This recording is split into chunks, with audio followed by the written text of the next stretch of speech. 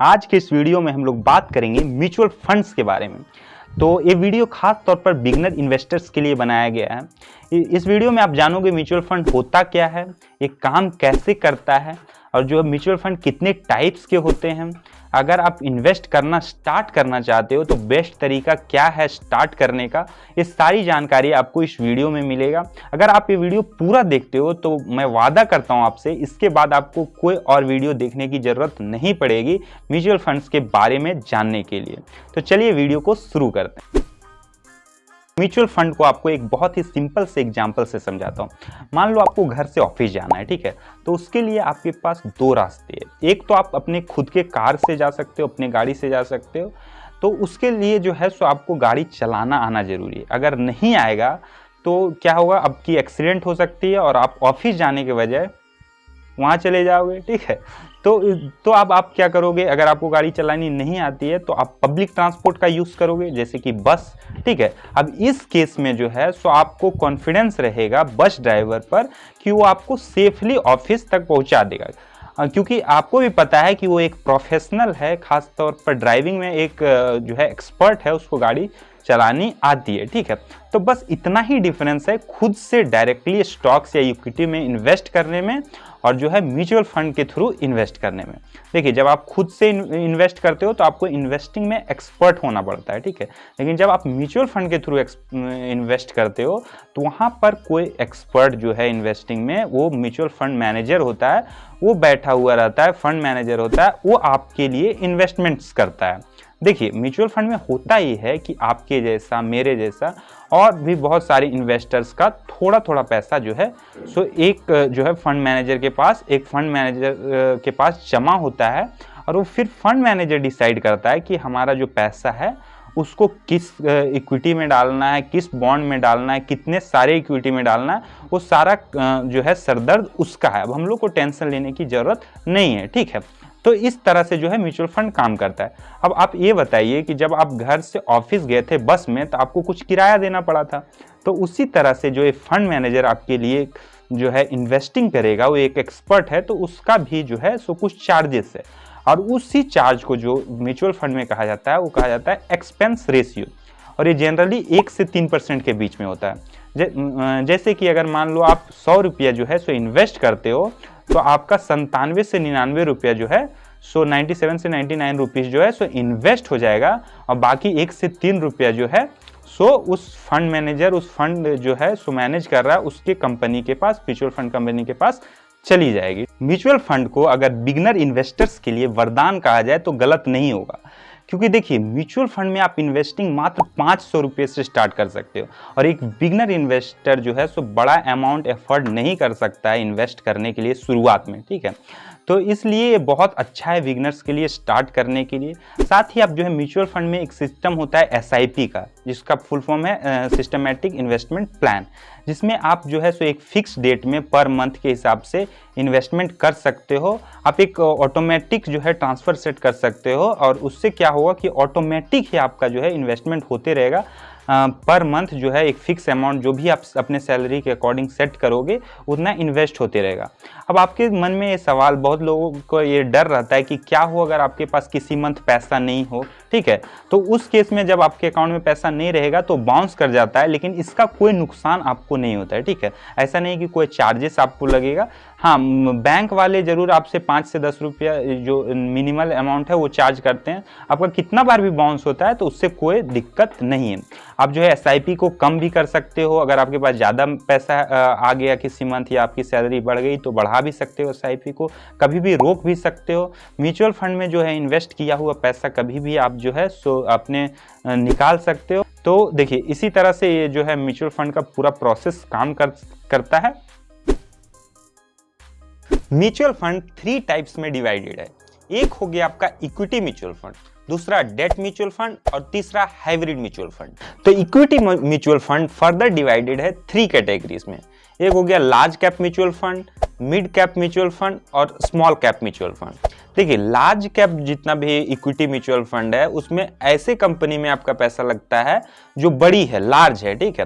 तो इसमें क्या होता है कि रिस्क कम होता है, क्योंकि बड़ी कंपनी है तो उसका डूबने का चांस बहुत कम है, लेकिन इसमें रिटर्न भी कम होता है। क्यों?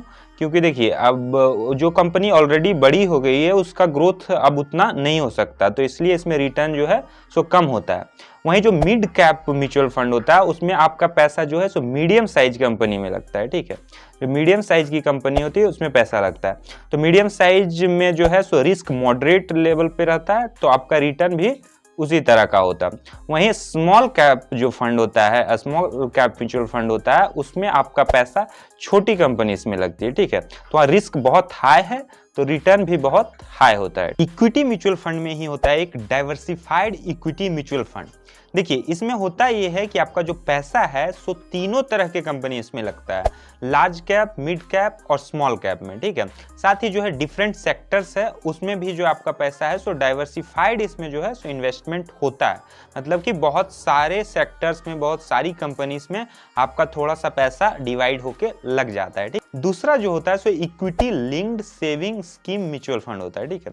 एक खास तरह का म्यूचुअल फंड होता है जो कि आप इस्तेमाल कर सकते हो टैक्स को सेव करने के लिए। अगर आप इसमें इन्वेस्ट करोगे तो आप अपना टैक्स बचा सकते हो, ठीक है। तीसरा जो म्यूचुअल फंड होता है सो होता है सेक्टर म्यूचुअल फंड, ठीक है।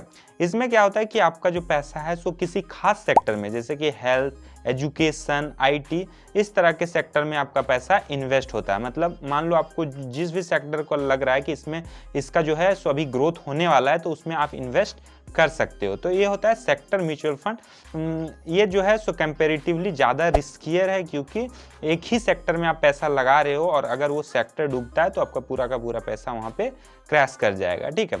एक और स्पेशल म्यूचुअल फंड होता है जिसको बोलते हैं इंडेक्स म्यूचुअल फंड, ठीक है। इंडेक्स म्यूचुअल फंड जो है सो पैसिवली मैनेज म्यूचुअल फंड होता है। इसमें जो फंड मैनेजर होता है उसका कुछ खास रोल नहीं होता है। ये जो है सो इंडेक्स फंड जो हमारे हैं, जो निफ्टी हो गया, सेंसेक्स हो गया, उसी को मिरर करके ऑपरेट करता है। अब जो है सो बात करते हैं डेट म्यूचुअल फंड के बारे में, ठीक है। देखिए नाम से ही पता चल रहा है ऐसा म्यूचुअल फंड जिसमें आप अपना पैसा जो है सो म्यूचुअल फंड कंपनी को देते हो और वो कंपनी जो है सो आपका पैसा इस्तेमाल करती है किसी को कर्ज देने के लिए और बदले में आपको कुछ ब्याज मिलता है, कुछ इंटरेस्ट मिलता है, ठीक है। तो डेट म्यूचुअल फंड में ही एक होता है गिल्ट म्यूचुअल फंड या गवर्नमेंट बॉन्ड्स। देखिए जब गवर्नमेंट को कभी पैसे की ज़रूरत होती है और उनके पास नहीं होती है तो फिर वो पब्लिक से पैसा मांगते हैं, हमारे आपके जैसे इन्वेस्टर से जो है सो एक बॉन्ड इशू करके पैसा मांगते हैं, ठीक है। और जब हम लोग उसमें जो है इन्वेस्ट करते हैं म्यूचुअल फंड के थ्रू तो हमें एक जो है सो फिक्स इंटरेस्ट मिलता है। देखिए इसमें आपका पैसा जो है सो आप मान के चल सकते हो कि जीरो रिस्क पे है, क्योंकि ऐसा कभी नहीं होगा कि गवर्नमेंट आपका पैसा ले और नहीं लौटाए, ठीक है। लेकिन हाँ इंटरेस्ट रेट ऊपर नीचे हो सकता है लेकिन पैसा आपका कहीं नहीं जाएगा, ठीक है। डेट म्यूचुअल फंड का ही दूसरा टाइप होता है, वो होता है लिक्विड म्यूचुअल फंड, ठीक है।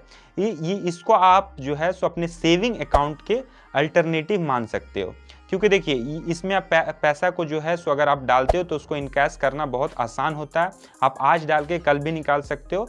तो अगर आप जैसे बिजनेस पर्सन हो या सेल्फ एम्प्लॉयड हो और आपको एक फिक्स सैलरी नहीं मिलती है और पैसा कभी भी आता है तो आप उस समय सिंपली लिक्विड म्यूचुअल फंड में डाल सकते हो और महीने के एंड में डिसाइड कर सकते हो कि आपको कौन सा जो है सो म्यूचुअल फंड में इन्वेस्ट करना है। इसमें जो रिस्क है वो भी बहुत लो होता है। तो अब बात करते हैं हाइब्रिड म्यूचुअल फंड के बारे में। देखिए ये नाम से ही पता चल रहा है कि ये मिक्सचर है किसका, इक्विटी फंड का और जो है सो डेट फंड्स का, ठीक है। ये दोनों का मिक्सचर है।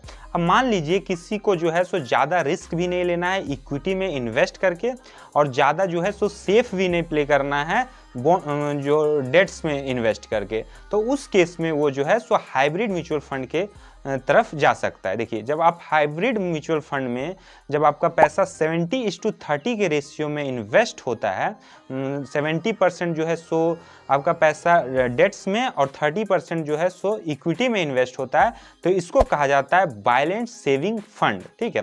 और इसी का उल्टा जब आपका पैसा 30:70 के रेशियो में होता है, मतलब कि 30% जो है सो डेट्स में और 70% इक्विटी में, तो इसको कहा जाता है बैलेंस्ड एडवांटेज फंड। तो दोस्तों जो म्यूचुअल फंड से जुड़ी हुई जितनी भी थियोरेटिकल नॉलेज थी वो तो मैंने आपको दे दिया। तो चलिए अब मैं आपको प्रैक्टिकली सिखाता हूँ कि आप इन्वेस्ट कैसे कर सकते हो म्यूचुअल फंड में। तो म्यूचुअल फंड में इन्वेस्ट करने के लिए आप कोई भी ऐप यूज़ कर सकते हो, जैसे कि इंड मनी, जीरोधा या ग्रो। अभी मैं ग्रो यूज़ कर रहा हूँ क्योंकि जो है सो ये ऐप को यूज़ करना बहुत बिगनर्स फ्रेंडली है, इजी है, तो इसलिए मैं ग्रो यूज़ कर रहा हूँ। ठीक है, तो मैं चलिए ग्रो को ओपन कर लेता हूँ। ठीक है, तो ये देखिए डैशबोर्ड पर आ गए हैं हम लोग। तो इसमें ग्रो से आप जो है स्टॉक्स में भी इन्वेस्ट कर सकते हो, या ये देखिए म्यूचुअल फंड का सेक्शन से म्यूचुअल फंड में भी इन्वेस्ट कर सकते हो। तो चलिए ये पूरा डैशबोर्ड जो है सो म्यूचुअल फंड का है। ठीक है, तो अभी मैंने आपको बताया था ना large cap fund, mid cap fund, small cap fund, सारा चीज़ ये सब बताया था ना इक्विटी म्यूचुअल फंड में। ठीक है, तो देखिए यहाँ पे कलेक्शन में सब कुछ शो कर रहा है कि देखिए हाई रिटर्न्स फंड है, SIP विथ 500 मतलब मिनिमम SIP इतना, टैक्स सेविंग फंड जो मैंने बताया था, लार्ज कैप, मिड कैप या स्मॉल कैप। तो चलिए हम लोग देखते हैं, मान के चलते हैं हम लोग को अभी लार्ज कैप में इन्वेस्ट करना है, तो लार्ज कैप को ओपन करते हैं। ठीक है, तो ये खुल गया आपका लार्ज कैप। तो ये सारे जितने भी लार्ज कैप म्यूचुअल फंड्स हैं वो यहाँ पे आ गए। ठीक है, अब इसमें से आप कोई भी चीज में इन्वेस्ट कर सकते हो। आप यहाँ पे रेटिंग देख सकते हो इनके। ठीक है, और उस हिसाब से इन्वेस्ट कर सकते हो। मान लो मुझे इन्वेस्ट करना है अभी बंधन निफ्टी 50 इंडेक्स फंड में। ठीक है, ये वाले में। तो चलिए इस पर क्लिक कर लेते हैं और इसको खोल लेते हैं। ठीक है, तो जो सबसे पहला चीज़ यहाँ पे हम लोग को दिख रहा है वो दिख रहा है इसका पास्ट में जो है सो किस तरह का परफॉर्मेंस रहा है, किस तरह का रिटर्न रहा है। तो दिख रहा है कि पास्ट 3 ईयर में जो है सो 26.22% का ये जो है रिटर्न जनरेट करके दिया है। फास्ट 1 ईयर में जो इसका है सो 2.48% का रिटर्न रहा है। 6 मंथ में भी इसमें जो दिख रहा है सो 0.40% का है।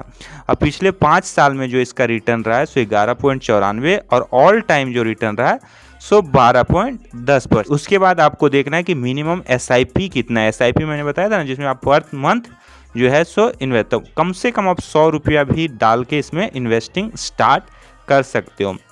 अब देखिए इसमें आप इसमें रिटर्न कैलकुलेट कर सकते हो। मान लो आप कराते हो 500 का SIP। ठीक है, मान के चलते हैं आप 500 का SIP कराते हो और 5 साल के लिए कराते हो, तो जो आपका इन्वेस्टेड अमाउंट होगा 5 साल में होगा 30,000 रुपये, लेकिन आपको मिलेगा कितना, 40,446 रुपये। ठीक है, टोटल जो इसमें इंटरेस्ट जनरेट होगा वो होगा 34.82% का। ठीक है, तो इस तरह से, और ये एक्सपेक्टेड मतलब कैलकुलेशन है, एक्सपेक्टेड रिटर्न रेट है, इसको मतलब फाइनल आप नहीं मान सकते हो। ठीक है, लेकिन ये हिस्ट्री को देख के एक्सपेक्ट किया गया है। ठीक है, तो आप और नीचे चले जाओगे तो यहाँ पे एक एक्सपेंस रेशियो मैंने बताया था ना, जिस तरह बस का किराया उसी तरह एक्सपेंस रेशियो होता है, जो फंड हाउस जो रहता है, कंपनी रहता है, उसको जाता है। ठीक है, तो इसमें देखिए एक्सपेंस रेशियो बहुत ही कम है, 0.1% का है, और इसी में GST भी इंक्लूडेड है।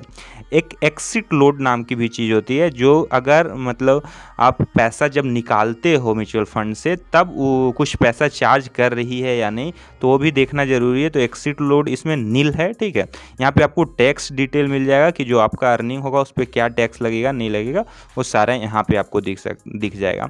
तो देखिए आपको सिर्फ रिटर्न्स देख के, एस्टिमेटेड रिटर्न्स देख के नहीं इन्वेस्ट करना है, यहाँ पे आप प्रोस एंड कॉन्स भी चेक कर सकते हो। देखिए यहाँ प्रोस में लिख रहा है कि एक्सिट लोड जो है सो 0 है, एक्सपेंस रेशियो बहुत कम है, और जो है कंसिस्टेंटली जो है सो हाइयर एनुअलाइज रिटर्न इसमें दिया जा रहा है। ठीक है, 1 साल, 3 साल, 5 साल और यहाँ कॉन्स में भी इसी तरह का लिखा हुआ है। ठीक है, तो ये सारा करके जब आपको समझ आ जाता है कि नहीं इसमें हमको इन्वेस्ट करना है, तो यहाँ पे आप जो नीचे बटन दिख रहा है 1 टाइम या SIP, इसमें से दोनों में से कोई एक चूज़ कर सकते हो। आपके पास अगर लमसम पैसा पड़ा हुआ है तो 1 टाइम कर सकते हो, या तो स्टार्ट SIP पर क्लिक करके आप इन्वेस्टिंग स्टार्ट कर सकते हो। वीडियो स्टार्ट होने के टाइम मैंने एक वादा किया था आपसे कि अगर आप ये वीडियो पूरा देखोगे तो जो है आपको कोई और वीडियो म्यूचुअल फंड के बेसिक्स को जानने के लिए नहीं देखना पड़ेगा। तो कमेंट करके बताओ आप कि मैंने जो है अपना वादा पूरा किया या नहीं, और अगर वीडियो पसंद आया तो इसे लाइक करो और चैनल को सब्सक्राइब